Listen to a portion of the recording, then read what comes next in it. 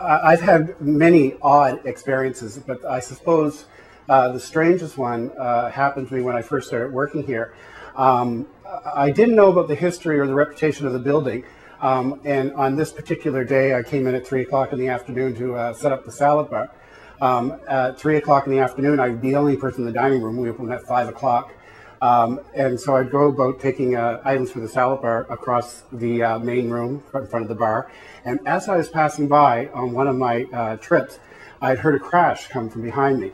So it came from behind the bar area here, proceeded up here, and at that time this room was a smoking section.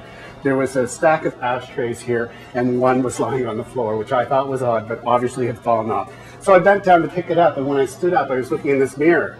And in this mirror, I could see a man walking down past the stables. It happened so fast, but what I remember thinking was, he's wearing something that's from a different time. So I never said anything about it, but a few years after that, there was an assistant manager that was at the salad bar, and he was talking on the phone, and again, it was 3 o'clock in the afternoon, and he was the only person in the dining room.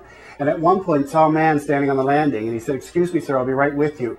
He finished his conversation and went to find this gentleman and see what he wanted, but there's nobody there. He went down to the foyer, and the foyer was empty, and he checked the door. The door was locked, so there was no way anybody could come in. And he was telling me about this experience later on that evening when we were working together, and it was the first time I told anybody about what happened to me, and the description of the guy matched in terms of what we remember him wearing and the fact that he had this long white hair. I was closing the restaurant one evening, and as a supervisor we're supposed to check the washrooms and make sure that there is nobody left lingering. Turned the corner in the washroom and I opened the door and I saw a little girl standing there. She pleaded with me with her eyes. Her eyes stayed with me, and they still stay with me. I can still see her eyes, and she was a very unhappy young lady.